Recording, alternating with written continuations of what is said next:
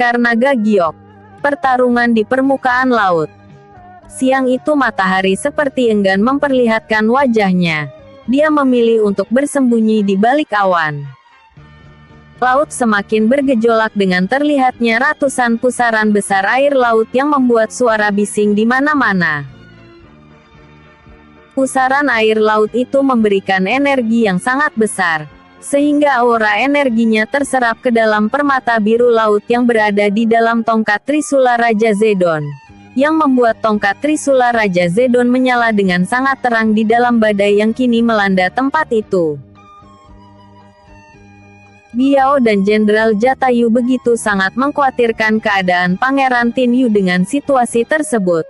Mereka berdua pun melesat menuju arena pertarungan untuk membantu Tinyu melewati situasi berbahaya yang akan terjadi. Akan tetapi Pangeran Atlas yang mengetahui hal itu segera melesat dan menghadang langkah petinggi Istana Phoenix tersebut. Jika kalian berdua ingin mengganggu jalannya pertarungan yang terjadi, maka langkahi dulu mayatku. Ingat Jenderal, pertarungan ini sudah disepakati bersama dan jika kalian membantu Pangeran Phoenix maka dengan sendirinya ayahku yang akan memenangkan pertarungan ini. Kedua petinggi Istana Phoenix meremas tinjunya sendiri. Mereka berdua bisa saja menghancurkan mulut besar Pangeran Atlas. Akan tetapi keinginan itu tak dilakukannya karena mengingat kesepakatan yang telah dibuat oleh kedua belah pihak. Saudara Jatayu, lebih baik kita lihat perkembangan yang terjadi. Mungkin kita harus percaya pada Pangeran Phoenix kali ini, ucap Biao. Saudara Biao, bagaimana jika terjadi apa-apa dengan Pangeran? Bagaimana kita mempertanggungjawabkannya kepada Ratu Yanling? Sementara keberadaan kita di sampingnya adalah untuk melindunginya, jawab Jenderal Jatayu. Tiba-tiba suara Tinyu terdengar di telinga mereka berdua. Jenderal Jatayu, Paman Biao, kalian berdua tak usah mengkhawatirkan keadaanku. Aku bisa menjaga diriku dalam pertarungan ini. Kalian menjauhlah dari tempat kalian berada sekarang karena efek ledakan energi yang akan terjadi bisa membuat kalian berdua terluka, ucap suara Tinyu. Mendengar suara Tinyu membuat kedua petinggi Istana Phoenix tak bisa berkata apa-apa lagi. Perintah Pangeran Phoenix tak bisa ditolaknya hingga mereka berdua akhirnya membelakangi Pangeran Atlas kemudian melesat pergi meninggalkan tempat itu. Dalam batin kedua petinggi Istana Phoenix, mereka sangat yakin jika sang pangeran mempunyai kekuatan tersembunyi yang mampu mengatasi kekuatan besar yang dimiliki Raja Zedon.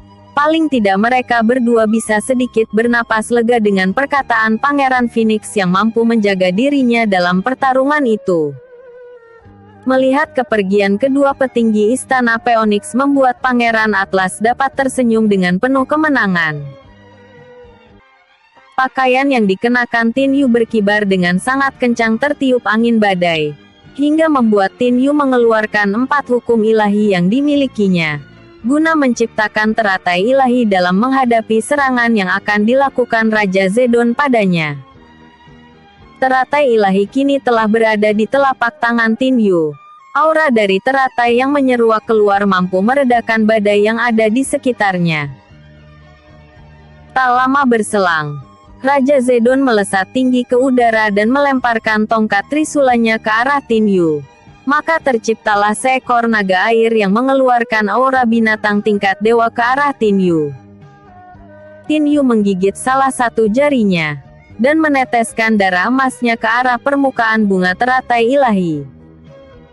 Maka teratai ilahi yang berbentuk kaca dengan cahaya hijau yang menghiasinya, kini berubah menjadi cahaya keemasan yang mempunyai ranah setingkat dewa. Aku serahkan padamu teratai dewa ilahi, ucap Tinyu dan melepaskan teratai dewa ilahi untuk menyambut serangan Raja Zedon yang mengarah ke arahnya. Boom! Ledakan energi terjadi di tempat itu. Bayangan teratai dewa ilahi terlihat membungkus area tempat pertarungan terjadi. Seluruh kultivator yang menyaksikan pertarungan secara bersama-sama membentuk segel pelindung. agar terhindar dari efek ledakan energi yang maha dahsyat. Begitupun dengan Pangeran Atlas dan seluruh jenderal perangnya. Mereka pun melakukan hal yang sama dengan memasang segel pelindung agar terhindar dari efek ledakan energi yang terjadi. Tin Yu berdiri di udara dengan sayap emas di tubuhnya. Dia telah mempersiapkan tinju naga giok untuk berjaga-jaga dari serangan susulan Raja Zedon. Naga hitam terus melingkari tubuh Tin Yu, membuat Jenderal Jatayu dan Biao yang berada jauh dari tempat itu menggelengkan kepalanya. Mereka berdua tak menyangka jika Pangeran Phoenix yang semuda itu mampu memiliki kekuatan besar setingkat dewa. Terbukti dari serangan bunga teratai yang dilepaskannya yang mampu mengimbangi serangan kuat dari Raja Zedon. Di sisi lain tampak Raja Zedon tak kuasa bertarung lagi. Tubuhnya jatuh ke bawah dengan deras menuju ke permukaan air laut. Dengan sigap Pangeran Atlas menangkap ayahnya. "Ayah, bagaimana keadaanmu?" tanya Pangeran Atlas. Raja Zedon tak dapat berkata apa-apa. Dia hanya menyesali mengapa dia bisa kalah dengan anak muda yang baru seumur jagung. Kini Raja Zedon dihadapkan dengan kesepakatan yang telah dibuat. Mau tidak mau dia harus memenuhi kesepakatan itu, jika tidak maka kehancuran negeri bawah airnya pasti akan terwujud. "Putraku, bawa aku menuju ke tempat di mana Pangeran Phoenix berada. Aku harus menepati kesepakatan yang telah dibuat dan kau pun harus ikut melakukannya. Jika tidak, kerajaan bawah laut yang selama ini kita banggakan akan hancur di tangannya." "Putraku, sekarang ini hidup dan mati kita serta kemakmuran kerajaan bawah air yang ayah pimpin, semua berada di tangan pangeran dari negeri Phoenix itu. Ayah akan melakukan kontrak darah dengannya dan kau pun harus melakukan hal yang sama. Jika tidak, ayah tak akan bisa membelamu jika dia menuntut kematian dari hidupmu," ucap Raja Zedon. "Baik ayah, aku akan mengikuti semua perintahmu. Karena semua yang terjadi merupakan kesalahanku. Jika waktu itu Pangeran Huang Qin tak menghasutku untuk menyinggung Pangeran Tin Yu, mungkin kejadian ini takkan pernah terjadi. Ayah, aku ingin kau memaafkan putramu ini. Semoga di masa depan di bawah kepemimpinan junjungan baru kita, yaitu Pangeran Tin Yu, kita akan lebih makmur lagi," jawab Pangeran Atlas sambil mengangkat tubuh ayahnya. "Aku telah memaafkanmu putraku. Mungkin para dewa telah menakdirkan jika kerajaan Buana Biru akan menjadi kerajaan yang telah ditaklukkan oleh Pangeran Tin Yu," ucap Raja Zedon. Pangeran Atlas membawa ayahnya menuju ke arah Tin Yu berada. Pangeran Atlas segera menggenggam tinju memberi hormat, begitupun dengan Raja Zedon yang juga berusaha semampunya memberi hormat kepada Tin Yu saat mereka berdua berada di hadapannya. "Pangeran, aku mengakui kekalahanku. Dan aku menerima kesepakatan kontrak darah yang telah kita sepakati bersama," ucap Raja Zedon. "Baiklah Raja Zedon. Dengan ini aku akan melakukan kontrak darah denganmu dan untuk selamanya kau akan menjadi pengikutku. Jika suatu hari kau melakukan pemberontakan dan tak ingin mengikuti apa yang menjadi keputusanku, dengan sendirinya kontrak darah yang ada padamu akan memakan aura hidupmu, dan tentunya akan membuatmu menderita sebelum kematian datang menjemputmu," ucap Tin Yu. Setelah berkata seperti itu, Tin Yu menyayat tangan kirinya dan meneteskan darah emasnya ke kepala Raja Zedon, Pangeran Atlas dan seluruh jenderal serta petinggi kerajaan Buana Biru. Setelah melakukan kontrak darah dengan Tin Yu, Raja Zedon merasakan jika luka dalam yang dideritanya telah sembuh. Malahan dia mendapatkan kekuatan baru yang lebih kuat dari sebelumnya. Apa yang dirasakan Raja Zedon dialami juga oleh seluruh petinggi kerajaannya, baik para jenderal maupun Pangeran Atlas sendiri. Mereka semua akhirnya kembali memberi hormat dan menyatakan jika Pangeran Tin Yu adalah pemimpin baru kerajaan Buana Biru. Bersambung. berpamitan. Setelah kesepakatan kontrak darah tercipta, Raja Zedon membawa Pangeran Tinyu beserta seluruh kultivator yang bersamanya menuju ke kerajaan Buana Biru. Ternyata di dalam istana ini terdapat udara seperti halnya di permukaan batin Tinyu. Mereka semua memasuki istana dan langsung diarahkan ke sebuah ruangan khusus, tempat di mana ruangan pertemuan raja dan seluruh para petingginya berada. Raja Zedon mempersilahkan Tinyu untuk menduduki kursi utama di dalam ruangan itu. Silahkan pangeran, kursi itu adalah tempat Anda sekarang, ucap Raja Zedon. Raja Zedon, kau menjadi pengikutku bukan berarti aku akan mengambil hakmu sebagai raja. Kaulah yang berhak duduk di kursi tersebut, biar aku duduk bersama dengan saudara-saudaraku yang berada di sini, jawab Tinyu. Raja Zedon baru menyadari jika pemuda yang dianggapnya angkuh dan sombong, ternyata tak seperti yang ada di dalam pikirannya. Setelah menjadi pengikut Pangeran Tinyu, baru dia menyadari jika sosok pemuda yang menjadi pimpinan barunya itu sangatlah rendah hati dan begitu menghormati para pengikutnya. Terima kasih atas kepercayaan yang Anda berikan, Pangeran, ucap Raja Zedon kemudian duduk di kursi utama ruangan itu. Pangeran, sesuai janjiku maka aku akan memberikan mutiara naga air padamu. Pusaka ini berguna bagi seorang kultivator yang mempunyai teknik bela diri bertipe air, ucap Raja Zedon.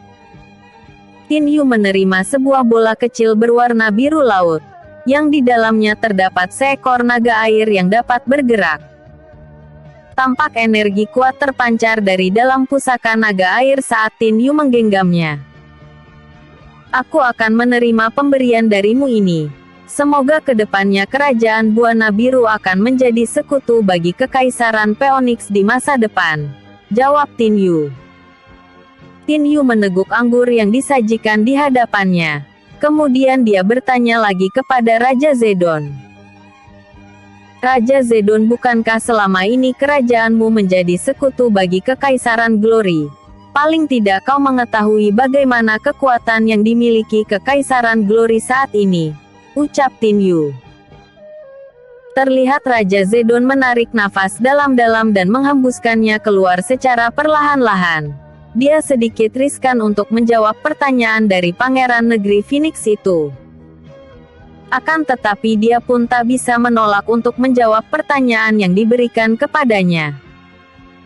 Pangeran, saat ini Kaisar Huangsu tengah berlatih di suatu tempat untuk menjadi Dewa Iblis, yaitu menembus tingkat alam Emperor Ranah Dewa.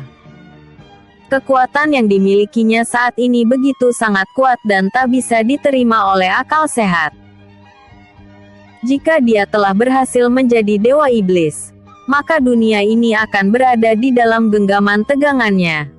Dia berencana untuk menaklukkan semua kerajaan di dua benua agar takluk di bawah kakinya. Dia juga akan membangkitkan kembali Raja Iblis agar menjadi tangan kanannya. Dan jika dia berhasil melakukannya maka ketentraman nirwana pun akan terusik. Dan keseimbangan alam yang selama ini terjaga pun perlahan-lahan akan goyah yang mengakibatkan kehidupan manusia di dunia akan benar-benar menjadi budak bagi mereka. Jika tak ada yang mampu untuk membendung kekuatan Dewa Iblis maka kehidupan manusia benar-benar akan terancam. Karena sumber makanan bagi Dewa Iblis adalah aura hidup dari makhluk hidup yang berada di dunia ini, ucap Raja Zedon. Tinyu tak menyangka jika Kaisar Huangsu bisa sekuat itu.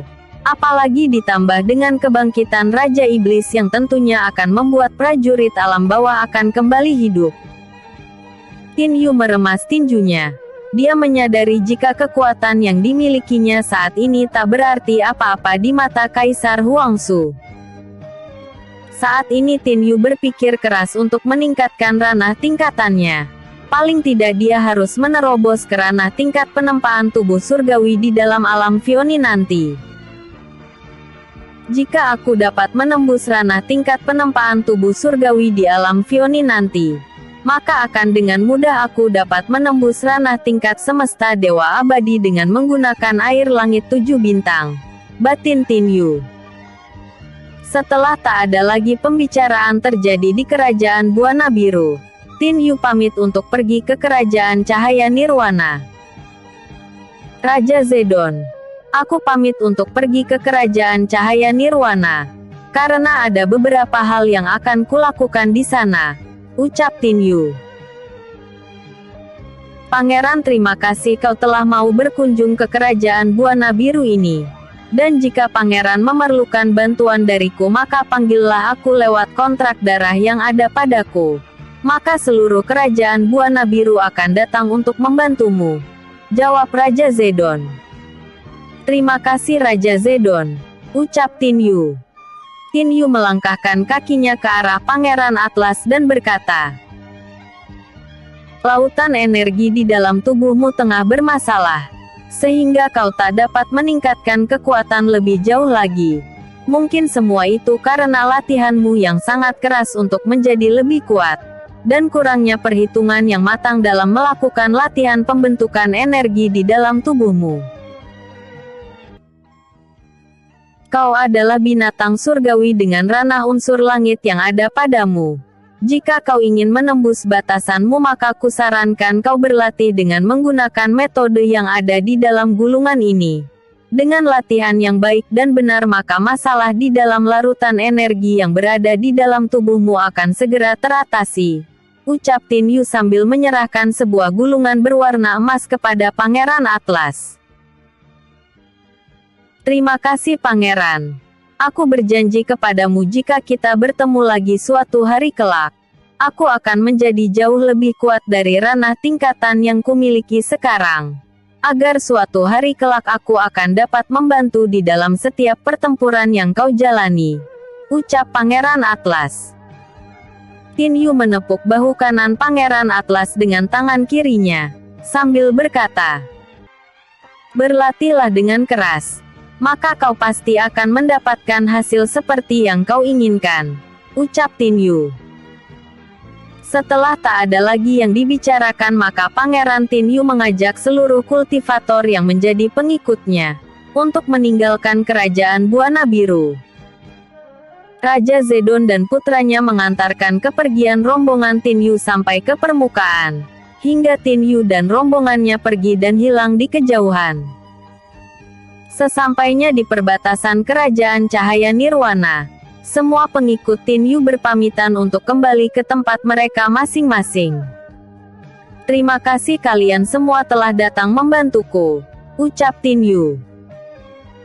Jangan sungkan Tuan Muda. Jika Tuan Muda memerlukan bantuan dari kami kembali, jangan ragu untuk memanggil kami semua, ucap Lu Ying. Setelah berkata seperti itu, Lu Ying pun menghilang disusul menghilangnya para petinggi klan ular, para ketua 7 menara dan si kembar yang berada di kerajaan Lumut, dan menyisakan Yi Yi yang masih berada di sana. Yi, bagaimana keadaan Putri Mei Ling? Tanya Tin Yu. Tuan Muda, kekasihmu itu masih terbaring di dalam istana. Bintang, kau tak usah terlalu mengkhawatirkannya karena aku selalu berada di sana untuk menjaganya, ucap Yi dengan memeluk manja tangan Tin Yu. Tuan Muda, apakah kau tak merindukanku sehingga kau tak pernah datang untuk menjengukku? Tanya Yi. Keadaan yang memaksaku untuk tak bisa kemana-mana. Jika keadaan telah membaik, aku pasti akan datang untuk menjengukmu, jawab Tin Yu. Aku pegang janjimu, ucap Yi.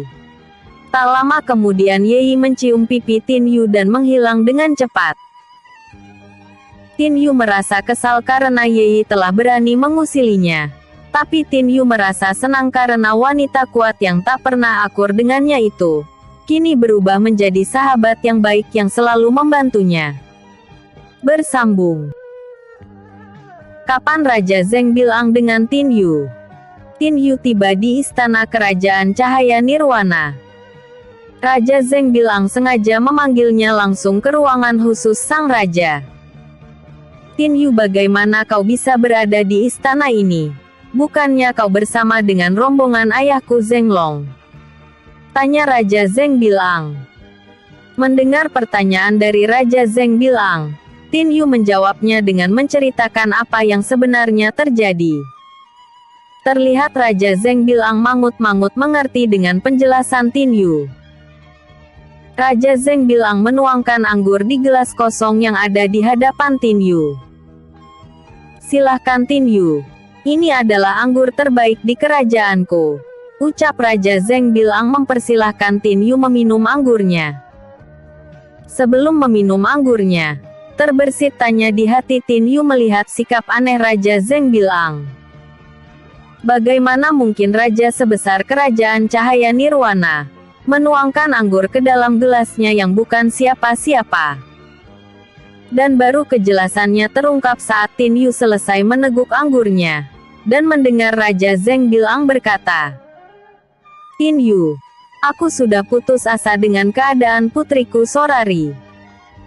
Besar harapanku jika suatu saat dia dapat menjadi seorang kultivator yang kuat di kerajaan cahaya nirwana. Dengan keadaan dantiannya yang rusak, saat ini putriku hanya bisa mengurung diri di kamarnya seperti hidupnya sudah tak berarti lagi. Tin Yu, aku tahu kau mampu untuk menyembuhkan dantian putriku yang rusak dengan teknik jari matahari yang kau miliki, ucap Raja Zheng Bilang. Tin Yu terdiam. Dia tak menyangka jika Raja Zheng Bilang mengetahui teknik jari matahari yang ada padanya. Dengan diamnya itu membuat Raja Zheng Bilang tertawa kecil sambil kembali menuangkan anggur ke gelas Tin Yu. Kau tak usah berpikir bagaimana aku mengetahui teknik jari matahari yang ada padamu. Yang harus kau ketahui Tin Yu, ayahmu dulu adalah guruku dan seluruh teknik yang ada padanya dapat ku ketahui semua. Aku mohon padamu sembuhkan putriku, ucap Raja Zheng Bilang yang tak malu-malu berlutut di hadapan Tin Yu sambil menggenggam tinju memberi hormat. Tin Yu seketika bangkit dari duduknya dan meraih tubuh Raja Zheng Bilang sambil berkata, Bangunlah yang mulia. Tak selayaknya kau perlakukan seperti ini. Semua yang terjadi pada putri Anda bisa kita bicarakan kembali, jawab Tin Yu. Raja Zheng Bilang bangkit dari berlututnya, kemudian memegang bahu Tin Yu dengan kedua tangannya. Tin Yu, hanya kaulah harapanku satu-satunya, karena rombongan ayahku tak berhasil menaklukkan singa es itu. Kabar itu ku ketahui dari orang-orang yang kusuruh mengikuti perjalanan rombongan ayahku, ucap Raja Zheng Bilang. Tin Yu menepis tangan Raja Zheng Bilang kemudian membelakanginya. Yang mulia, aku memang memiliki teknik jari matahari yang kau sebutkan. Akan tetapi aku telah berjanji pada diriku sendiri untuk tak melakukan teknik itu pada seorang wanita. Apalagi wanita itu belum bersuami, ucap Tin Yu. Mengapa Tin Yu? Aku ingin tahu penyebabnya, ucap Raja Zheng Bilang dengan penekanan di perkataannya. Tin Yu menarik napas dalam-dalam dan menghembuskannya keluar secara perlahan-lahan, kemudian dia pun berkata, Yang mulia, teknik jari matahari menggunakan 12 jarum emas artefak langit dari Dewa Suci dalam melakukan penyembuhan kepada seorang wanita. Ke-12 jarum itu tak bisa bersentuhan dengan sehelai benang pun di tubuh wanita tersebut, agar energi yang keluar dari teknik jari matahari dapat sempurna dalam melakukan penyembuhan. Dan jika sampai terkena sehelai benang yang berada di tubuh sang wanita, maka ke-12 jarum itu tak akan bisa menyembuhkan, malahan akan mengeluarkan racun yang sangat mematikan. Yang mulia, Anda tahu maksudku bukan? Karena itulah aku tak ingin menyembuhkan putri yang mulia, jawab Tin Yu. Sesaat Raja Zheng Bilang terdiam dan mencerna perkataan Tin Yu. Jika Tin Yu melakukan penyembuhan pada putriku, maka putriku akan tanpa busana di hadapan Tin Yu. Dan sudah pastikan putriku akan menolak untuk disembuhkan olehnya kecuali Tin Yu mau untuk menjadi calon suami bagi putriku, batin Raja Zheng Bilang. Tin Yu, apakah ada cara lain untuk menggunakan teknik jari matahari tanpa melepas pakaian putriku? Tanya Raja Zheng Bilang. Ditanya seperti itu membuat Tin Yu berjalan ke arah meja, dan meraih gelas yang sudah berisi anggur lalu meneguknya. Aku sudah menjelaskan semuanya Yang Mulia. Bagaimana cara penyembuhan ke-12 jarum emas artefak langit? Jika putri Anda mau melakukan dengan metode penyembuhan itu, maka aku bisa melakukannya dengan cara menutup mataku dengan menggunakan kain. Jawab Tin Yu. Raja Zheng Bilang tersenyum dengan solusi yang dikatakan Tin Yu. Hal itu merupakan cara terbaik dalam menyembuhkan dantian putrinya yang rusak. Terima kasih Tin Yu. Aku akan mengabarkan berita gembira ini kepada putriku, ucap Raja Zheng Bilang. Tunggu Yang Mulia, ucap Tin Yu. Ada apa Tin Yu? Tanya Raja Zheng Bilang. Aku akan menyembuhkan putrimu dengan meminta satu syarat, jawab Tin Yu. Sesaat Raja Zheng Bilang mengernyitkan dahinya dengan satu syarat yang akan diminta Tin Yu padanya. Katakanlah Tin Yu, apa yang ingin kau minta dariku? Tanya Raja Zheng Bilang kembali. Aku ingin bertemu dengan Dewi Zheng Bilqis yang merupakan istri dari ayahku di alam Vioni. Dan aku berharap Yang Mulia mau untuk membawaku ke alam Vioni lebih dulu dari para murid terpilih yang juga nantinya akan menuju ke sana, pinta Tin Yu. Sesaat Raja Zheng Bilang terdiam.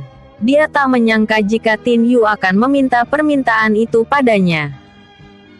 Karena Raja Zheng Bilang membutuhkan Tin Yu dalam menyembuhkan putrinya, maka dia pun menyanggupi permintaan Tin Yu. Setelah kau menyembuhkan putriku, maka aku akan membukakan tabir alam Vioni padamu.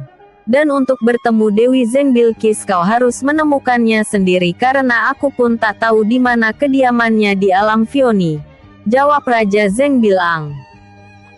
Baik Yang Mulia, aku akan menemukan ibu tiriku itu di sana, ucap Tin Yu. Tak lama kemudian Tin Yu pun berpamitan untuk pergi beristirahat. Yang Mulia, jika Putri Sorari telah menyanggupi disembuhkan dengan metode jari matahari, maka kabari aku secepatnya, ucap Tin Yu kemudian meninggalkan ruangan khusus Raja Zheng Bilang. Malam harinya, tepatnya di dalam kamar Putri Sorari, tampak perdebatan terjadi antara ayah dan anak. Putri Sorari tetap bersikeras tak ingin melepaskan seluruh pakaiannya di depan seorang pemuda walaupun mata pemuda itu ditutup dengan kain. Putriku, hanya dengan cara itu dantianmu yang rusak dapat disembuhkan. Sekarang kau pilih, apakah kau sanggup menjalani hidup di masa depan dengan kondisi tubuhmu yang sekarang ini? Atau kau memilih sembuh dengan melakukan metode penyembuhan yang akan dilakukan Tin Yu padamu, ucap Raja Zheng Bilang. Putri Sorari terdiam. Dia sangat kesal pada Tin Yu yang dengan sengaja ingin mencari kesempatan pada dirinya yang tengah terluka. Dalam pikiran Putri Sorari, metode penyembuhan yang ingin Tin Yu lakukan padanya, semua hanyalah akal-akalan Tin Yu saja yang sengaja ingin mencari kesempatan dalam melecehkannya. Tunggu saja, saat dantianku telah sembuh, aku akan membuat perhitungan denganmu Tin Yu. Batin Putri Sorari bersambung.